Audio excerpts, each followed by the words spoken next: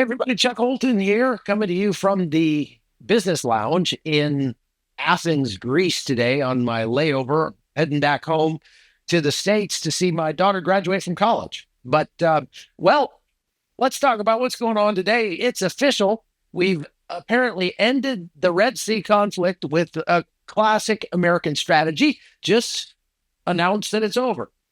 President Trump says the Houthis called it quits and that we decided to stop bombing them post haste. Problem solved, right?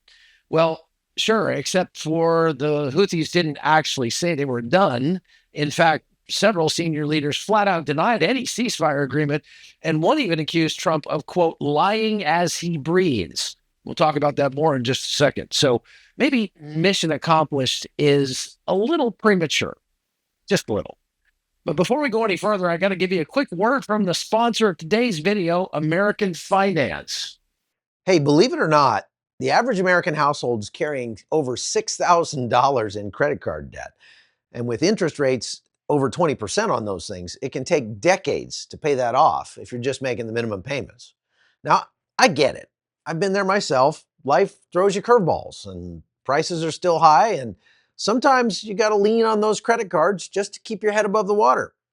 But that debt adds up fast, and the stress that comes with it is real.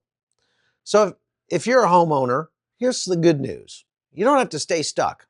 My friends at American Financing can help you access the equity in your home and use it to wipe out that high-interest credit card debt.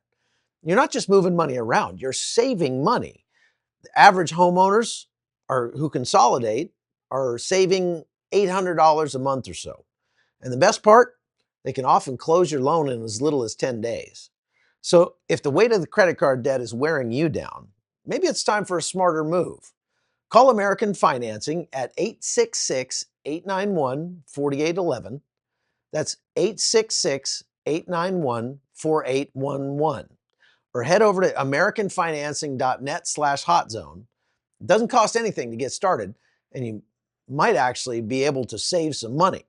That's a great cushion in times like these, and a big step forward in your peace of mind. All right, let's break this down. President Trump made this announcement in a meeting with the new Prime Minister of Canada yesterday, just sort of dropping this bombshell without much preamble that the Houthis had capitulated. Here's the clip of what he said. We had some very good news last night. The Houthis have announced that they are not, or they've announced to us at least, that they don't want to fight anymore. They just don't want to fight.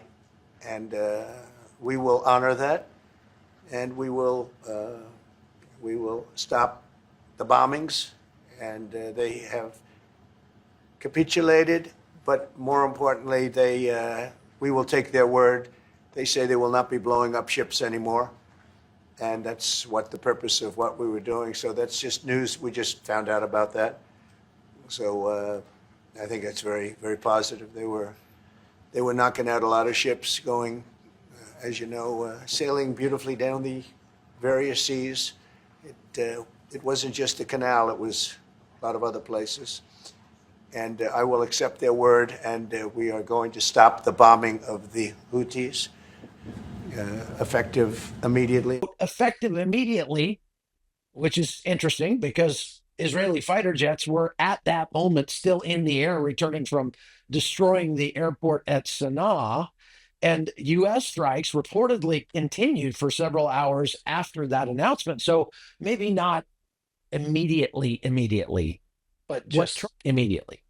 Then just hours later, the Houthis dropped this very slickly produced propaganda video, which probably took them a long time to do with Sony Vegas or some TV editing software. But when you look at this, what you realize is that they dropped this just hours after that announcement was made, which means they had been editing this video together long before the announcement was made in preparation for a declaration of victory. Listen to it. The American failed to achieve its goals from the aggression. It could not weaken the capabilities nor end them. It could not stop the operations. The sea is close to the Israeli enemy and to the American as well. Nor could it break the will and morale of our dear people This is the most important aspect of all. So they titled their video "The American Failure," complete with dramatic ending and music, and which I had to cut out, or else it would have demonetized us here on YouTube. But they're proclaiming that the sea is still closed to Israeli and American shipping. It doesn't sound like a peace deal, really, to me. It sounds more like a marketing campaign. In fact, multiple senior Houthi leaders have since taken to their own media outlets to say there was no ceasefire, or at least not one they agreed to. Some said they'd stop shooting at Americans if we stopped shooting at them. Well, the question is, who started it, right? The Houthis weren't getting shot at until they started shooting missiles at Israel. And so there's that.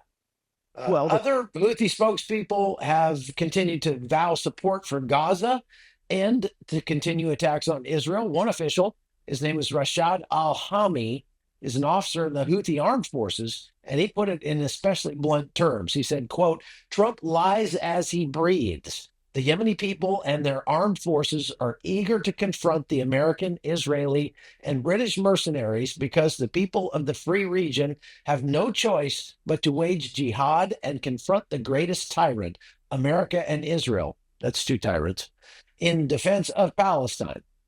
What Trump said is a lie and can be refuted because the Yemeni people's battle is a battle of action and confrontation. And there's no compromise in the mind of even the smallest Yemeni fighter, despite the temptations of the Americans have placed before Yemen.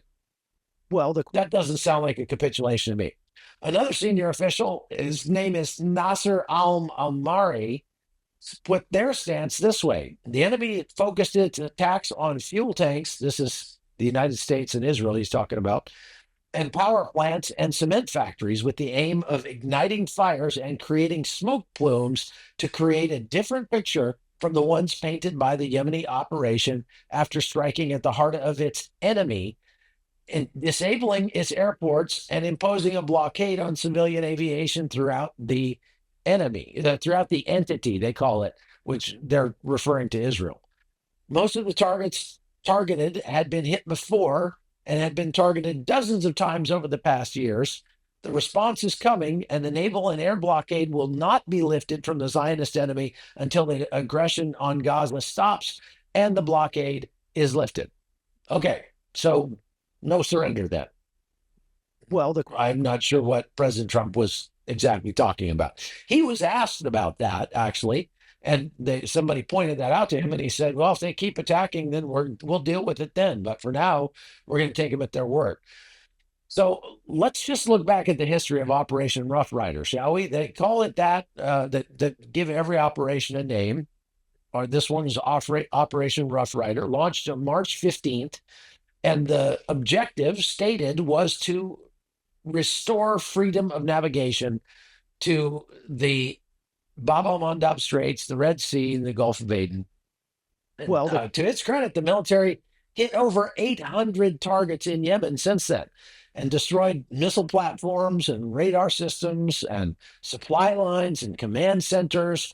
And 2 B-52 bombers were even sent to Diego Garcia to join actually, there's now, I think, 4 B-52 bombers and 6 B-2 Spirit stealth bombers already there. And that's not something you do unless you're planning to make a pretty strong point. But as we talked about yesterday, that point is probably going to be made over the skies of Iran rather than over Yemen. But the Houthis have not been exactly cowed by all of these strikes. As the guy just said, most of these places have been struck many times before. I mentioned that on yesterday's live from Iraq. And since Operation Rough Rider began, the Houthis have fired at least 42 missiles and drones, and many of those were targeting U.S. warships and Israeli territory. That one that landed near Ben Gurion Airport in Tel Aviv the other day injured 8 people. That's the closest they've come to doing anything. But that has made the Houthi government basically announce that they have blockaded the airports in Israel now, and no aircraft can come or go And so what they're hoping for is a similar amount of risk aversion from the airlines that fly into Tel Aviv as they have seen from the shipping lines that go into the Bab el-Mandab Straits. Well, So let's talk economics for a second.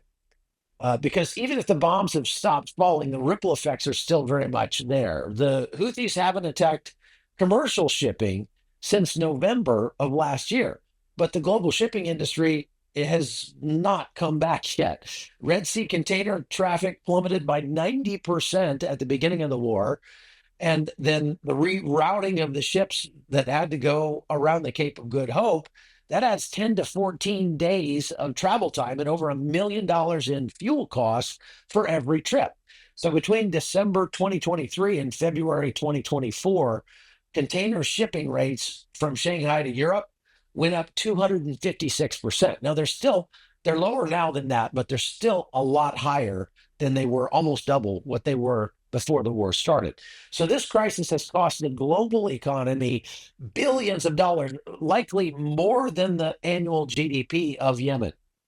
Egypt's Suez Canal revenue dropped by 50%, and that cost Cairo. That is costing Cairo about $100 million a month in lost tolls. BP paused Red Sea transits. Maersk did. The shipping sector's nerves are not being calmed, ceasefire or not. This is going to take a while for them to make sure that it's safe to go back through the Red Sea, because Yemen now could just rearm, refit, and prepare to do this again. And it's going to become like those absolutely mind-blowing protests that I get so upset about, where people just go stand in the middle of the street and block traffic whenever they're mad about something. Well, the Yemenis are basically going to be able to continue to do that, but the street they're standing in the middle of is the Bab el-Mandab Straits.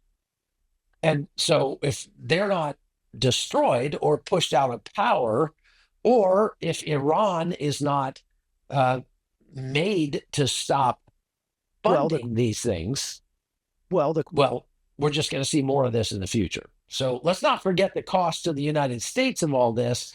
We've now lost 3 FA-18 Super Hornets to various mishaps in the Red Sea during the operation. Those things are about $60 million a pop. That's $180 million we've lost in planes alone, and none of them have been shot down by the enemy. This is just one of them got pushed overboard by accident when Harry S. Truman had to take evasive action. So it fell overboard. One of them got accidentally shot down by our own ship because they thought it was an incoming missile.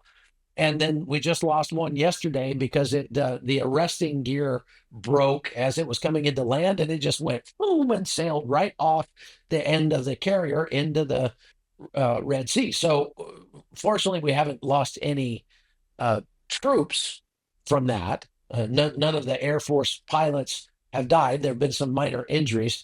But if you add the cost of those planes to the 800 precision airstrikes, deployment of lots of naval assets, fuel, munitions, et cetera, the cost of Operation Rough Rider is arguably, conservatively, a multi-billion-dollar campaign.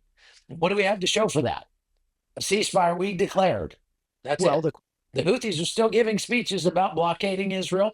Their propaganda team's working overtime, and their stature in the region is arguably stronger than before, because now they've got street cred because they stood up, they faced off with the great Satan and cost them and the Israelis billions of dollars, and lived to tweet about it. So there's that.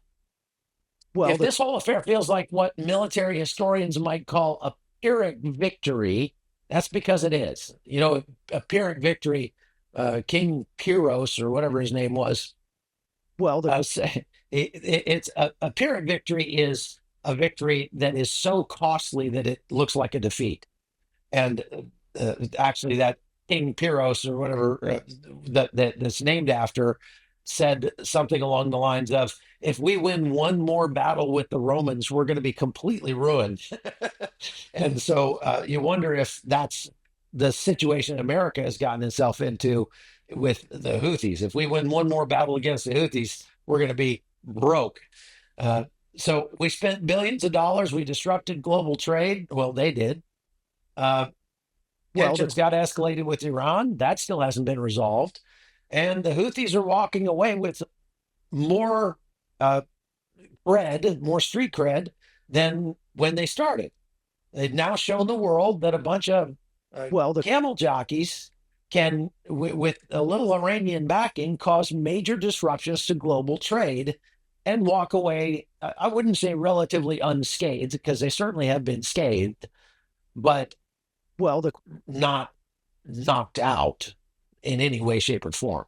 So, yeah, we might have won this war. We might be able to just claim victory. But like I said, it reminds me of when President Obama did this in his first term with Afghanistan. He just announced a date that the end was going to come to the war.